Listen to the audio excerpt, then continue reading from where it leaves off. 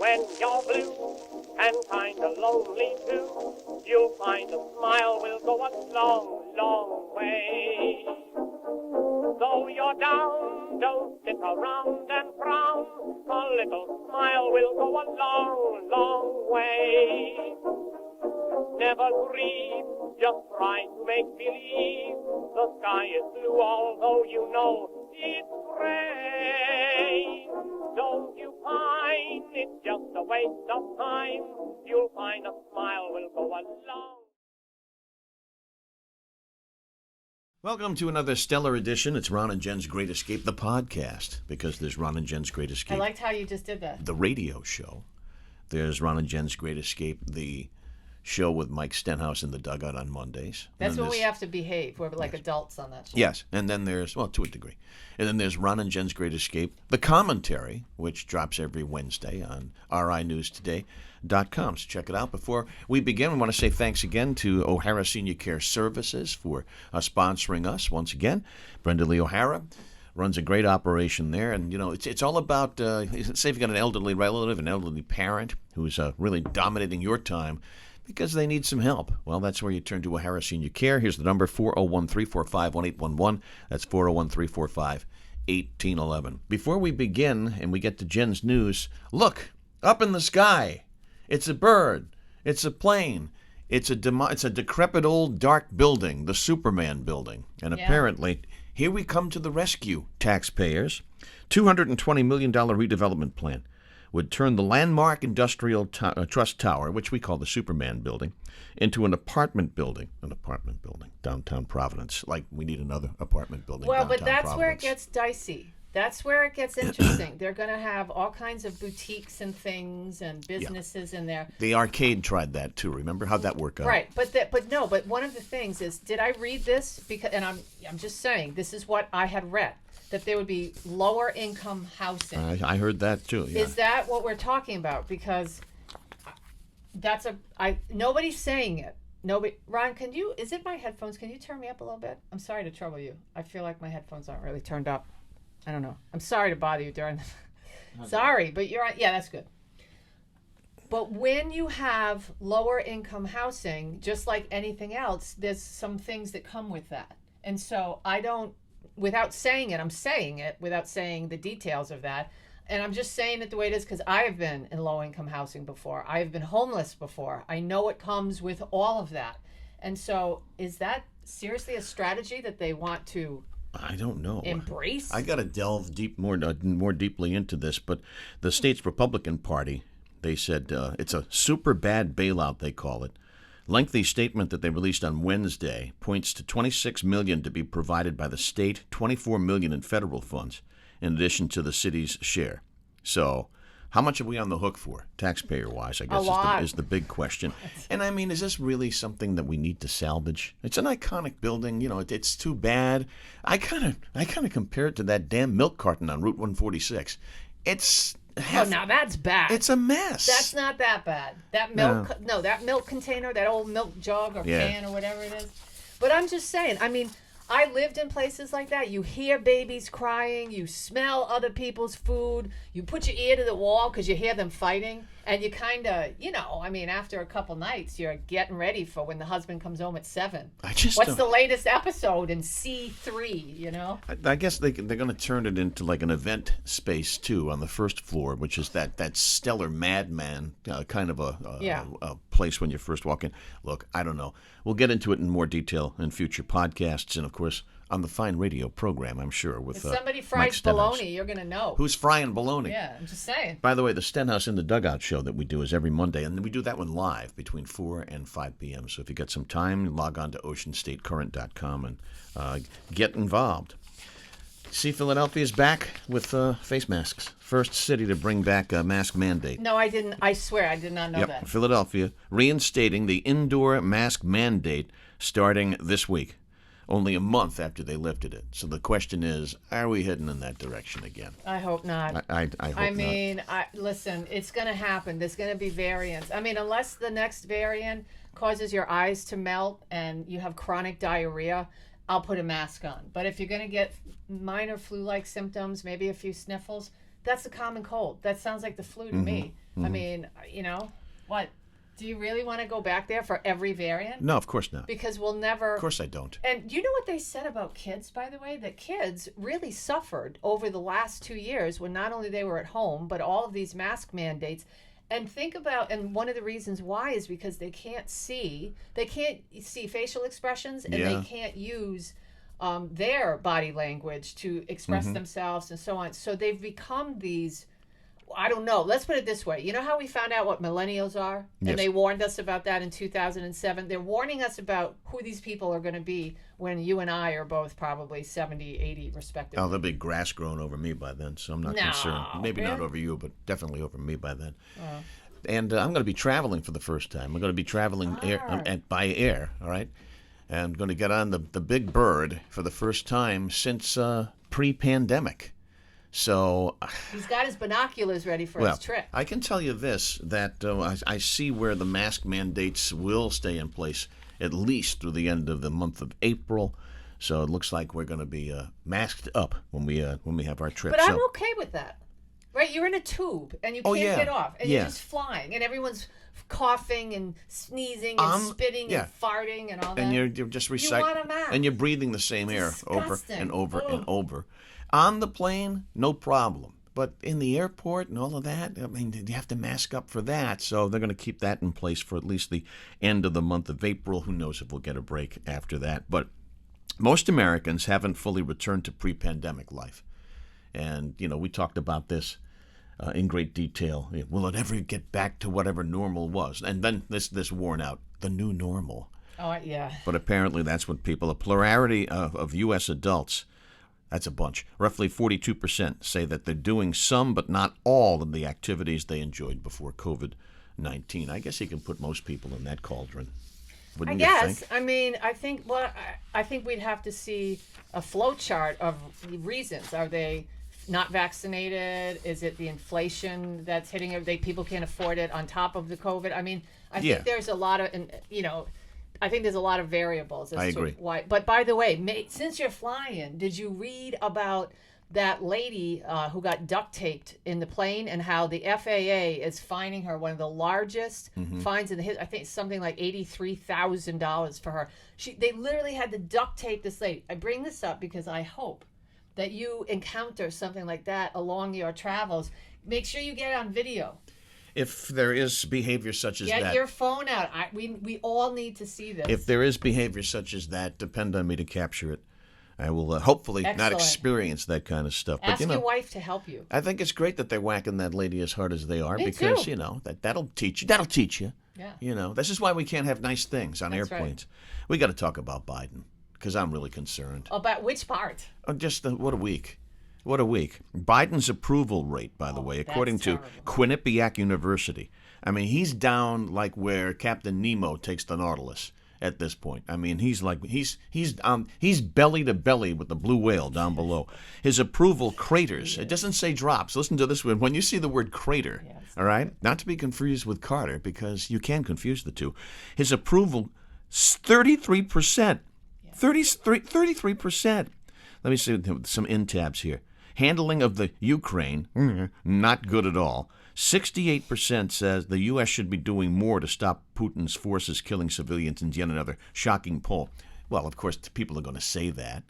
But do you really want us to dive into that? I mean, I don't think so. Well, but look at his approval rating, 33%. And then we got to talk about bird pooping on him. Yeah, well. Talk about an omen.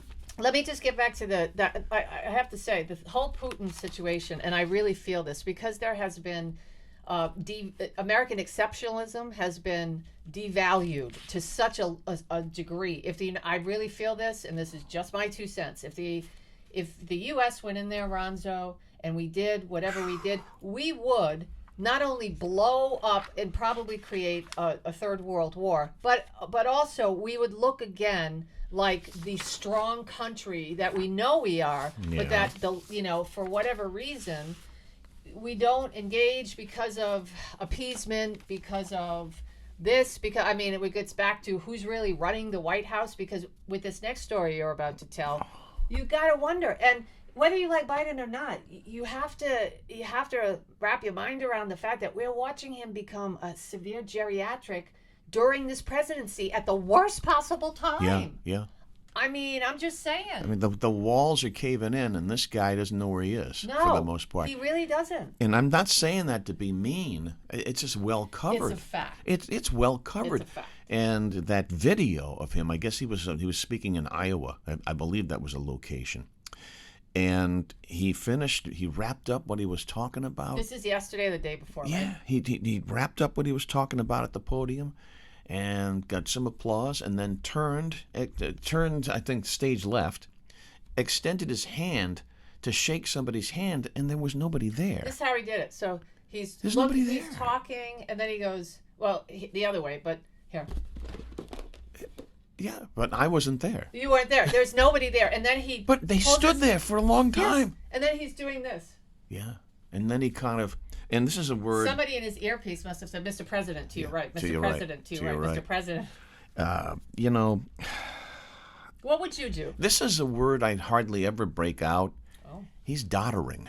He was doddering up there on that stage. He didn't know he didn't know which way to go. I have to look that up. He didn't know which way to move. It was so awkward, and it was so embarrassing. And, you know, it's one of those things where you see somebody else's behavior and you feel so embarrassed for the individual, but also for yourself and the rest of the world, quite frankly. What does daughter mean? Wow, doddering is just like, you know, just like little skip steps like and stuff Mr. like that. Tuttle Bomb and Cara Burnett? Yeah, okay. that That was Tim Conway, right? Yes. Yeah. What would you do if I loved Mr. Tuttle Bomb and Cara Burnett in that skit? But what would you do if you were the president's handler? I mean, at this point, what do they do? They've reeled them in as much as possible. CYA. You can't put the guy in a lot of public situations. You just can't. And maybe I'm reading too deeply into that lack of performance with the extended hand and there's nobody there. There was supposed to be a green screen there and they're going to project somebody in. I don't know. And their bullpen is not necessarily very strong. No. You've got, you know, and I'm sorry to say, you've got Kamala Harris, you know, waiting in the wings, and I don't know who's worse. I don't know who would be. It's so bad that a television station in Saudi Arabia did an SNL type skit with pretending a man was dressed as Kamala, and then there's the president. And basically Kamala during the skit had to remind the president where he was, who he was talking about, and keep waking him up during the skit. And that's how another country is seeing our president. And who's reminding her who she is? I don't know. I don't know. Terrible. Absolutely awful. We're going to turn our attention to Jen's news here. The kind of stuff that doesn't make the front page all the time, but should. In our world, should.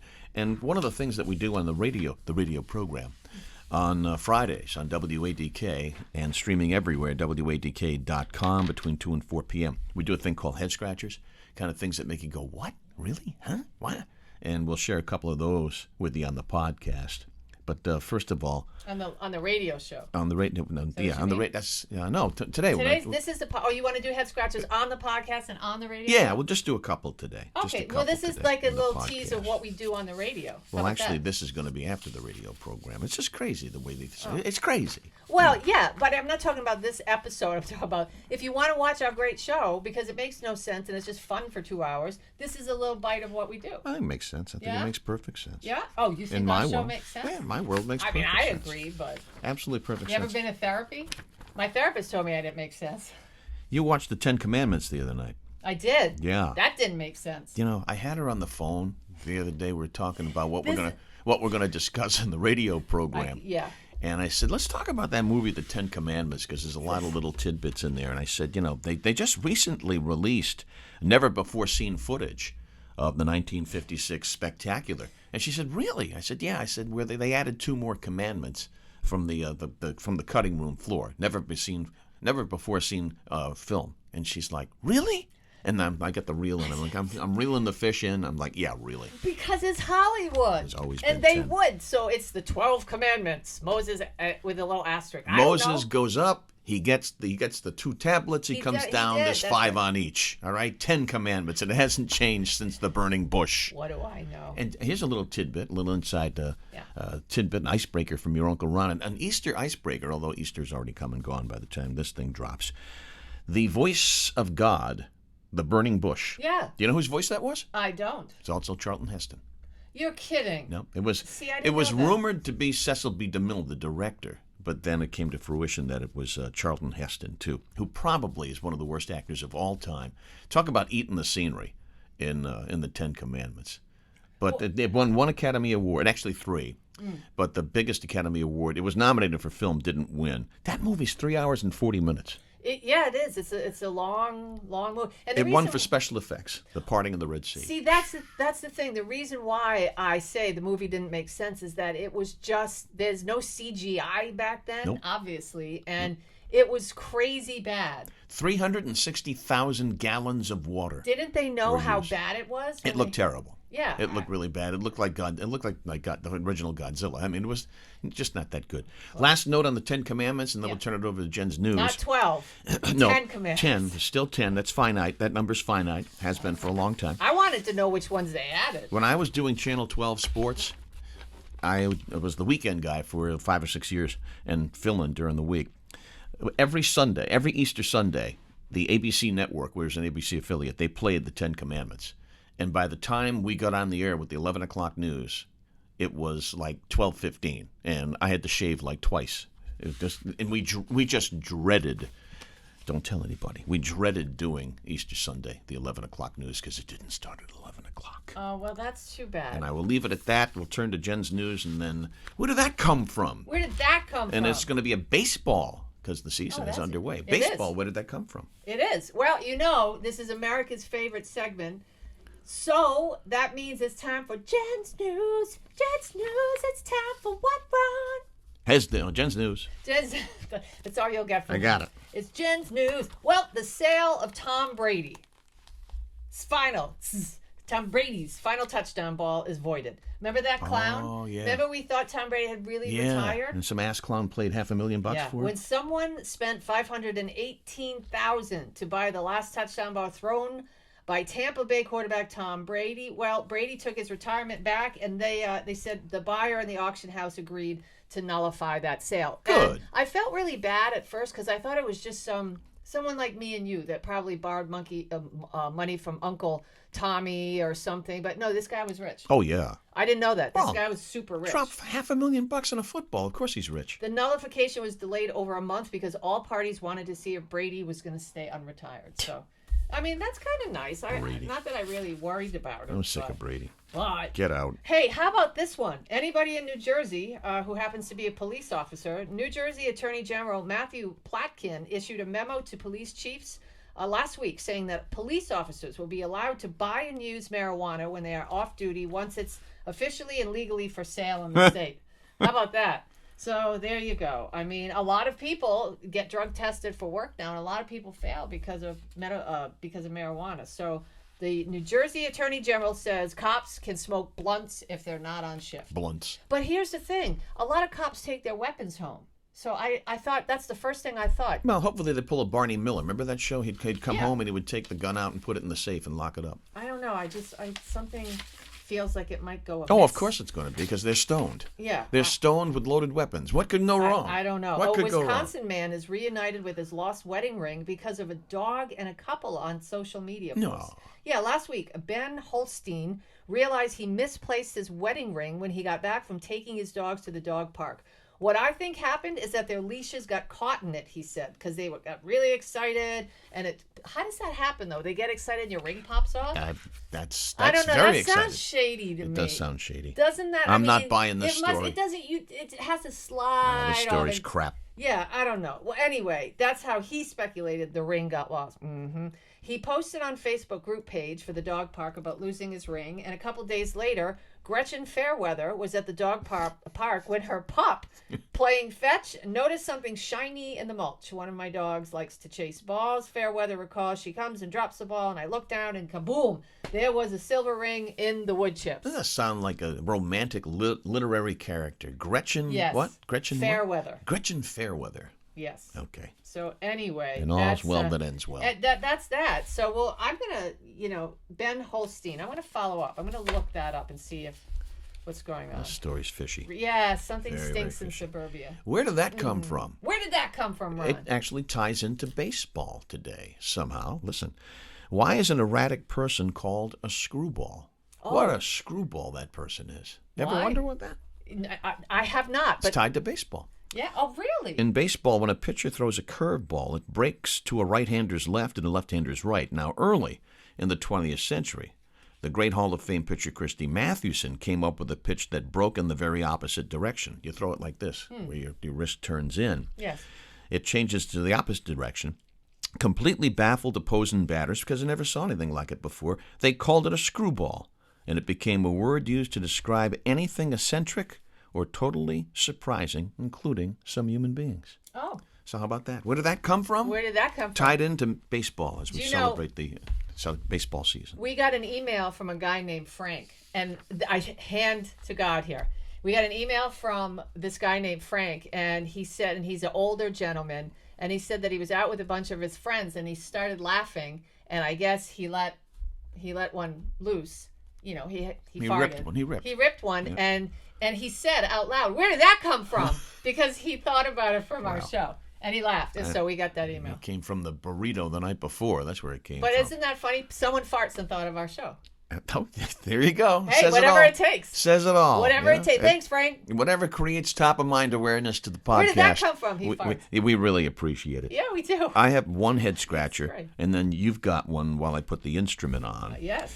I saw this Grubhub came up with a list of the most popular cocktail in every state. Actually, it's Guilty Eats. And when I saw Rhode Island's, I'm like, come on, that's a head scratcher. How come? The Dark and Stormy. Have you ever heard of a Dark and Stormy? Do you know what it is? As a former heavy drinker, I've never heard of that. And I'm a graduate of the Boston Bartenders School. Never heard of And that. I've had my share of cocktails over the years. I've never once made one as a bartender. I have never once witnessed anybody enjoying one. There's Hazel. Hi, Hazel. She got her back. Hi. Hey, Hi. calm down, honey. Oh, she smells so nice. No, she just got groomed, Hi. so she's all excited because she came in after getting groomed. A Dark and Stormy consists of rum, lime juice, and ginger beer. Rum, lime juice, and ginger beer. It's a big cocktail on the island of Bermuda. But I've never, ever seen anybody enjoy a Dark and Stormy outside of Bermuda. What So do they serve that in? there's your head scratcher. You just put it on ice, you shake it, and it's terrible. They don't shake it because it's ginger beer. It's like ginger ale, but it's ginger beer, so it's effervescent. You were effervescent. You were a bartender. Yes. You were a shoe salesman. You were a bartender. You worked at Jolly Charlie's. Yeah, I did. You worked in television. You worked in radio. How about that? You've had an interesting life. Oh yeah, I'm a real Renaissance guy. You are. Anyway, And we're There's trying to get you tickets for this concert. there's a head scratcher. Check this one out. This is a head scratcher. And the sick thing is, people, I think that I might drop $20 You're crazy. for this ticket. A concert featuring John Hinckley, the man who tried and failed to assassinate President Ronald Reagan. And who was deemed nuts, by the who way. was deemed nuts and was in a psych ward for a long time. He has a sold-out show in Brooklyn. Hinckley, who shot the president and 3 others in 1981, is set to perform at the Market Hotel in Brooklyn, New York on July 8th. It's $20 per seat. The venue's sold out. He went to prison for more than 3 decades. Yep. And the hotel in Hinckley announced the concert only 6 days ago. Here's the thing.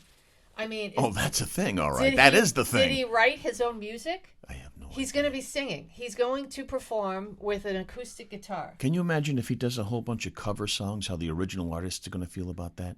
Yeah. And here's John Hinckley's rendition I of... shot the sheriff. That's a good one. That's a good one. But, I hope he doesn't do that Here's John Hinckley's rendition of Yesterday. one. Oh, my God. I mean, That's who awful. would buy a ticket to that? You're crazy. But There's an ass for every seat. Yeah, I mean, I would definitely. So that's that. That's what's going on. If you happen to, let me see, the show's on July 8th. So, So hurry, because tickets are going fast. no, they're sold out. Hotcakes. But you could probably get them from, what are they called? Those guys on the street? Scalpers. Scalpers that sell the tickets. Probably up on eBay, too. Again, thanks to O'Hara Senior Care Services. If you've got an elderly loved one who needs some assistance maintaining their independence and maintaining their dignity, staying in their own home that they work so hard to get in the first place, get in touch with Brenda Lee O'Hara and O'Hara Senior Care Services. Let them know Hazel sent the call, 401-345-1811. Follow our radio show Fridays 2 until 4 p.m. It's WADK, WADK.com. Just hit the listen live top of the screen, and you're all set. You can stream it anywhere. And on Mondays, we're on live in the dugout, OceanStateCurrent.com with Mike Stenhouse. That's 4 o'clock, 4 to 5, and that's live. And then our commentary drops every Wednesday. We're busy. Drops every Wednesday. It's good. RINewstoday.com. So be good to each other. And, hey, happy spring. Spring has sprung. Beautiful.